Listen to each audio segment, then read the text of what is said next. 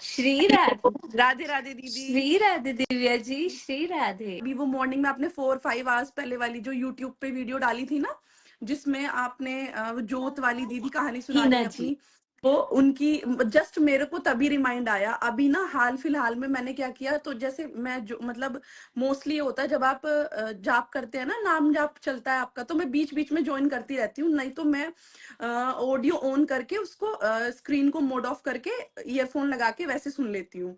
तो अभी रास चल रहा था, तो फिर मैंने सोचा मेरा प्रॉपर तो हो नहीं पाता नाम जाप, तो मैं क्या करती हूँ कि मैं पूजा करती हूँ। अगर मेरी छोटी बेबी सो रही होती है ना, तो मैं एक राधा नाम की माला तभी साथ के साथ कर लेती हूँ। तो अभी इसी वीक से मैंने स्टार्ट करा कि मैं भागवत जी को भी, मेरे को संस्कृत तो रीड नहीं हो पाता, तो मैं भागवत जी को हिंदी में रीड, अनुवाद के ही रीड करती हूँ। और अपने लड्डू को बोलती हूँ, मैंने कहा लड्डू मैं ना हिंदी में ही मतलब इस चीज को स्वीकार लेना, मैं मूर्ख अज्ञानी, मुझे तो इतना आता नहीं है। तो फिर मैं उनको पढ़ के सुनाया। मैंने उस दिन जाप माला से स्टार्ट किया और फिर भागवत पढ़ना भी स्टार्ट किया। तो उसके साथ क्या हुआ, फिर जैसे मैंने वो पूजा की, मतलब पूजा के साथ में ये मैंने किया, तो मेरी जोत में ना पहले तो 2 पत्ती का वो कमल बना, कमल जैसा नहीं, वो हार्ट जैसा कुछ शेप बना, है। हाँ जी, है वो ना। दिल बनता है। फिर मेरे को लगा, मैंने कहा शायद आज मैंने ये घी खत्म हो गया, उसकी जगह मैंने तिल के तेल से कर दी, तो शायद आज इसका कुछ स्पेशल प्रभाव पड़ा, तो वो इसलिए हो गया, ठीक है। फिर मैंने नेक्स्ट डे दोबारा से घी से दोबारा जोत करी। तो 4-5 डेज हो गए मैं रेगुलर भागवत कर रही थी और नाम जाप कर रही थी। तो उसमें ना वो रोज बन रहा था। अब फिर आई मोक्षदा एकादशी, ठीक है। मैं व्रत अभी इसी साल से मैंने उठाए हैं, अभी मेरा आई थिंक 6-7 व्रत होगा एकादशी का। तो मैंने ना अभी कुछ दिन पहले एक वीडियो देखी थी इंस्टा पे, उसमें ना ऐसे मतलब इस्कॉन का दिखाया हुआ था कि जो कैलेंडर होता है ना, जिसमें सारे धाम बने होते हैं, धाम, और सबसे ऊपर होता है गोलोक धाम, जिसमें विष्णु जी के कई सारे ब्रीथिंग जो मतलब बबल्स होते हैं ना, उसमें अलग अलग ब्रह्मांड बने हुए हैं। तो जो सबसे हाईएस्ट उससे भी ऊपर है वो गोलोक धाम है, परम धाम जिसे बोलते हैं, जिसमें राधा कृष्ण है। लेटे लेटे रात को, क्योंकि फोन तभी चला पाती हूँ जब भी सो जाती है, तो लेटे लेटे ना मन में फिर ऐसे ही मतलब बबलिंग होने लगी, यार यार मेरे को तो कहीं नहीं जाना, मोक्ष मुझे तो कुछ नहीं चाहिए, बस मुझे ना कुछ चाहिए, जो है वो बहुत है मेरे लिए। आपने इतना कुछ दिया हुआ, शायद ये किसी के पास नहीं है, मुझे तो सब कुछ दिया हुआ है आपने, तो बस मैं तो आपका थैंक यू करती हूँ कान्हा जी, राधा रानी। तो मुझे मरने के बाद ना मोक्ष मत देना, मुझे सिर्फ ये गोलोक धाम चाहिए, जो भी होता हो ये बस मुझे यहाँ आ जाना राधा कृष्ण के पास, ठीक है। तो मतलब ऐसा भाव चल रहा था। फिर मेरे को रिमाइंड आया, अरे अब के तो मोक्षदा एकादशी है, तो मैंने कहा अब के वाली जो एकादशी होगी ना, फिर मैंने वीडियो देखी कि इसको अर्पण भी कर सकते हैं अपने पितरों को, तो उनको मोक्ष मिल जाता है। फिर मेरे मन में आया लालच की, नहीं यार मैं तो गोलोक धाम चाहिए तो अपने लिए रखूंगी, ठीक है। मैंने कहा चलो मैं रखती हूँ, रख लिया, कोई बात नहीं। मेरे ना चाचा थे, वो अब से 7-8 साल नहीं 10-12 साल पहले उनकी डेथ हो गई थी। वो ड्रिंक करते थे बहुत ज्यादा, तो कई बार ऐसा हुआ है वो किसी को नहीं दिखते थे सपने, वो मेरे को 2 बार दिखे हैं सपने में, और वो मतलब मुझसे बात करना चाह रहे होते, लेकिन मैं बात नहीं कर पाती। तो शायद मेरे को ये कंफर्म है कि उनकी आत्मा को ना शांति या मुक्ति नहीं मिली, ठीक है। तो कोई बात नहीं। फिर मैंने मोक्षदा एकादशी का व्रत रखा, अगले दिन पारण किया, टाइमिंग में जो पारण करते हैं पारण किया। उस पारण टाइमिंग में ही मैंने पूजा में ना बैठे बैठे मेरे मन में भाव आया कि यार उनकी आत्मा ना भटक रही होगी, तो अर्पण कर दूं। मतलब एक होता है ना कि वो अपने पितरों को, जबकि वो तो मेरे मायके में लगते हैं। मैंने कहा भगवान ये सब नहीं देखता, अगर हम किसी के लिए कुछ जीते जी ना कर पाए, मरने के लिए बाद ही कुछ कर दें तो वो भी अच्छा है। पता नहीं मन में ऐसा भाव आया कि मैं उनको अर्पण कर दूं, लेकिन अंदर से नहीं यार ये तो मुझे गोलोक धाम चाहिए, ये कैसे पॉसिबल हो जाएगा। पता नहीं क्यों बस मैंने बोल दिया कि ठीक है, नहीं मैं अपनी मतलब इस एकादशी का जो जो भी फूल क्या बोलते हैं उसको, पुण्य और फल। हाँ पुण्य और फल होगा ना, वो मैं अपने पितरों को और अपने चाचा के नाम पे अर्पण करती हूँ, उनकी आत्मा को शांति मिले और वो सुख रहे, ठीक है।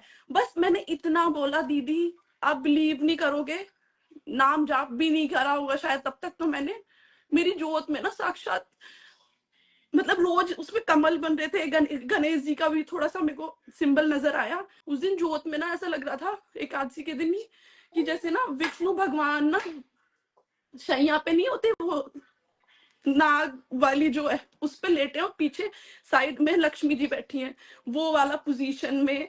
वो मैंने तभी मतलब ये हो गया कि ये अर्पण हो गया और अब उनकी आत्मा को शांति भी मिल गई। मतलब इस चीज से मन में ये भाव आया है कि शायद मैं अपने लिए रखती ना तो मुझे शायद कुछ नहीं मिलता, पर अगर उन्होंने मेरे मन में पूजा करते हुए और ये भाव डाला ना, उनको पता चल गया कि ये अपने लिए रख रही है, उन्होंने तभी बोला नहीं। चाचा के मन में देखो ख्याल आया एकदम से कि उनकी आत्मा भटक रही है और शायद उन्हें मुझसे बात करनी है। वो कहते हैं ना एक मल्टीवर्स, अलग यूनिवर्स होता है बात करने के लिए, शायद एक सपना ही होता है कनेक्ट करने के लिए। तो सपनों के थ्रू मुझे 2 बार सपने में दिखे हैं 10-12 साल के बीच में, तो वो मुझसे कुछ कहना चाह रहे हैं। अब वो देखो, मैं बेवकूफ, मुझे ये भी नहीं पता था एकादशी का व्रत भी कुछ होता है, और इसी साल मैंने स्टार्ट करा। इसी दिन से मैंने एकादशी का व्रत, मतलब ये देखो ये कहाँ से भगवान राधा रानी मतलब अपने बच्चों को किधर से कहाँ से उठा के कनेक्ट करते हैं।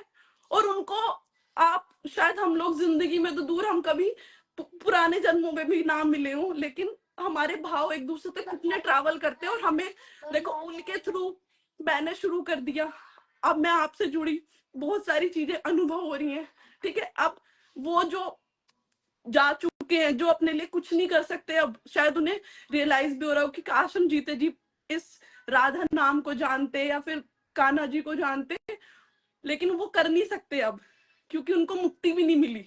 और हमने वो चीज स्टार्ट हुई हमारे पास आके किस तरह से, और अब मैंने उनको अर्पण करी, तो शायद देखो कहाँ से क्या कनेक्ट। दीदी जब मैं ये सोचती हूँ ना, मैं अलग ही दुनिया में चली जाती हूँ। मेरे को ऐसा लगता है कि मतलब ब्रह्मांड में ना कुछ इतना स्पिरिचुअल, इतना सुपर नेचुरल है ना, कि शायद हम लोग तो सोचो, जो जो नासा के साइंटिस्ट होते होंगे ना, वो भी नहीं समझ सकते। मैं ना अलग ही दुनिया में घूम जाती हूँ मैं तो बिल्कुल। ध्यान से सुनिए दिव्या जी, ध्यान से सुनिएगा। एक है ना वृद्ध थी, हाँ बहुत जी। ही पुण्य आत्मा थी। अपना घर जायदाद सब उन्होंने दान पुण्य में लगा दिया। तो एक बार उनसे ऐसी ही चूक होते होते रह गई, चूक कर देती वो, पर वो हुई नहीं।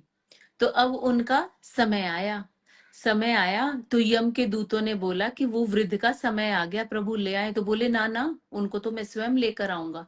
भले ही वो मृत्यु के देव हैं, पर यम का स्वयं आना भी, देव आपको लेने आए हैं। हाँ, वो उनका तो यम डिपार्टमेंट यम वाला है, लेकिन तो यम यम ने कहा नहीं, मैं स्वयं लेकर आऊंगा, क्योंकि वो पुण्यात्मा है। तो ब्रह्मा जी ने कहा कि आप ठीक है यमदेव, आप लेकर आए। आते आते उनको नरक खाली बाहर से दिखा दीजिएगा। क्यों दिखा दीजिएगा बाहर से? क्योंकि उनसे पाप होता होता रह गया। यमराज बोले ठीक है प्रभु। तो अब वृद्ध को ले आए। वृद्ध बड़ी खुश, चलो अब मेरा समय आ गया, मैं यमदेव के साथ चल पड़ी।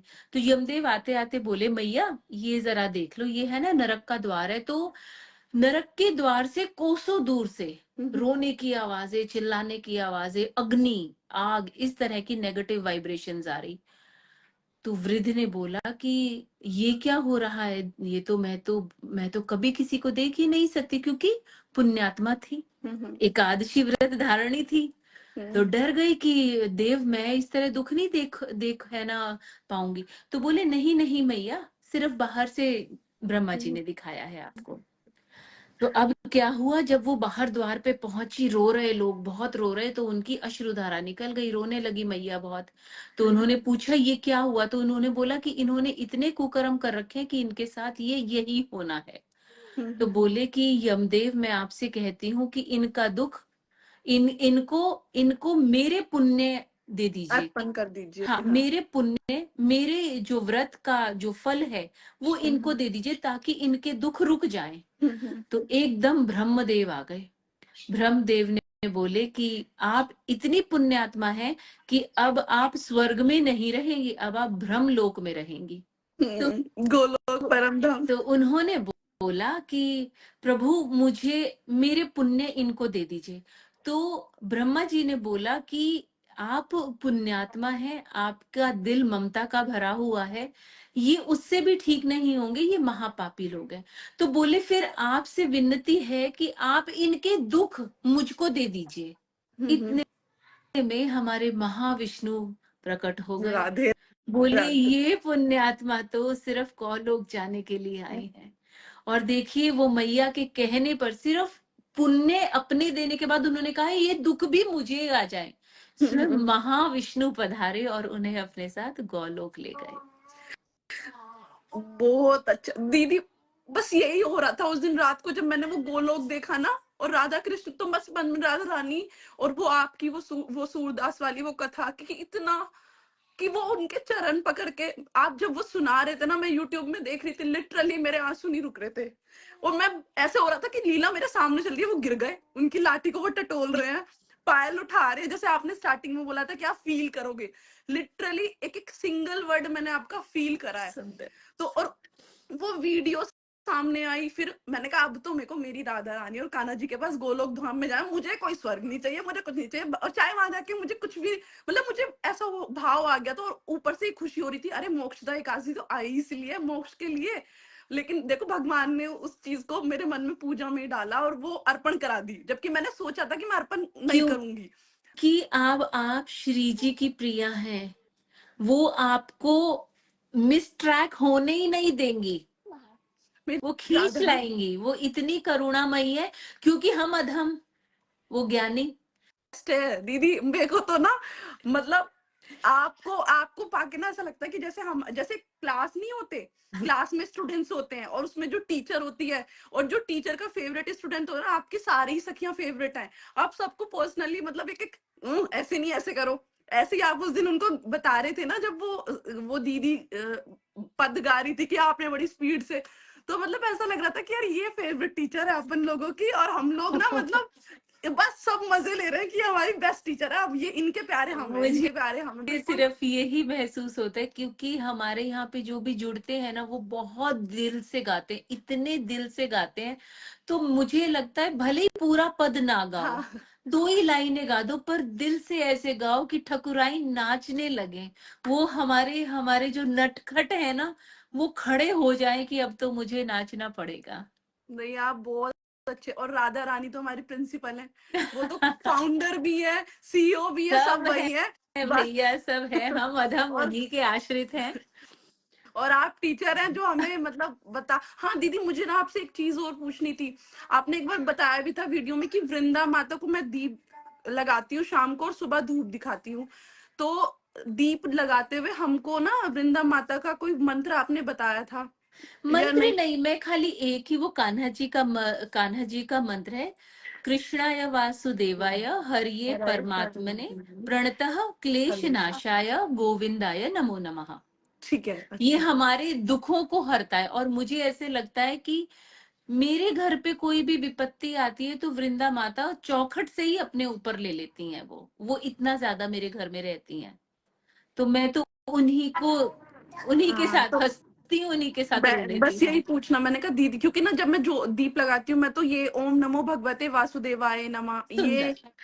ये वाला करती हूँ। मैंने कहा शायद कोई स्पेसिफिक मंत्रों में दीदी से पूछूंगी अगर पॉसिबल देखिए, होता है। कोई एक चीज को पकड़ लीजिए दिव्या जी, वो आपको गोलोक धाम पहुंचा ही देगी।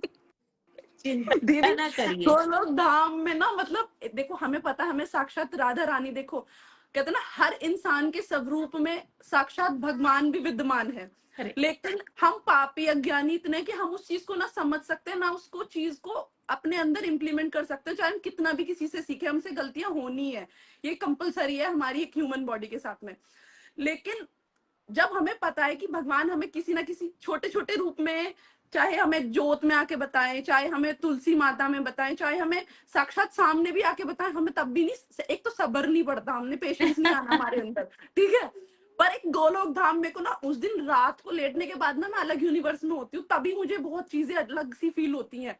जब मैं बिल्कुल शांत होती हूँ ना, तो मुझे ये समझ आ रहा है कि नहीं यार, ये छोटी मोटे में मेरा सबर नहीं हो ना, मुझे कुछ नहीं आना, मुझे गोलोक धाम जाना है, ताकि राधा रानी की रोज साक्षात लीला जैसे दीदी ने बताई थी ना, वो मैं फील कर पाऊं, जैसे जैसे मम्मी अपने बच्चे को रखती है ना, बिल्कुल ही यू नो कितना अच्छे से, वो परमानेंट बिल्कुल लाइफ टाइम चाहिए, और वो तभी मिलेगा जब मैं एकादशी तो मतलब कंपलसरी है, तो वो लालच भी आ गया एकादशी वाला, वो भी देखो देखो साइड कर दिया ना भगवान राधा रानी ने, सुंदर। डिस्ट्रैक्शन एकदम निकाल दिया कि कर्म सुंदर। अच्छे करोगे ना तो तुम्हें मोक्षदा एकादशी के रखने से ही हम गोलोक धाम में नहीं जा पाएंगे, सिर्फ तुम नाम जब, जैसे हमारे प्रेमानंद जी कहते हैं हाँ जी। कि एक राधा नाम ही तुम्हें पार निकालेगा, यही पार। तुम्हारा लाइफ करेक्ट। टाइम का मंत्र है, ठीक है, उससे ही हमारा सब कुछ हो जाएगा। तो बस एक अंदर से ना अलग ही है, और मैं आपको फोटो सेंड हाँ करूंगी, जी। है ना? हाँ जी, बहुत बहुत थैंक यू, थैंक यू, आभार। Thank you, thank you, thank you so much दीदी। खुश रहिए, सुखी रहिए, ईश्वर को हर पल आभार थैंक आभार दीजिए। यू सो मच दीदी, श्री आपका भी। राधे, और श्री राधा राधे। रानी हमेशा आपको बहुत खुश रखे। और अनुज भैया तो अलग ही लेवल के हैं हमारे। वो तो भगवान उनको हमेशा। और मैंने उनका वो देखा था, अवार्ड का क्लिप्स देखा था। कॉन्ग्रेचुलेशन यू एंड भैया ऑल्सो। आपको एंड भी आपको भी बहुत थैंक बहुत यू, थैंक शुभेच्छा। यू, थैंक यू दीदी। श्री राधे, बहुत श्री बहुत राधे, आभार दिव्या जी, खुश रहिए, सुखी रहिए, श्री राधे, श्री राधे। श्री राधे दीदी।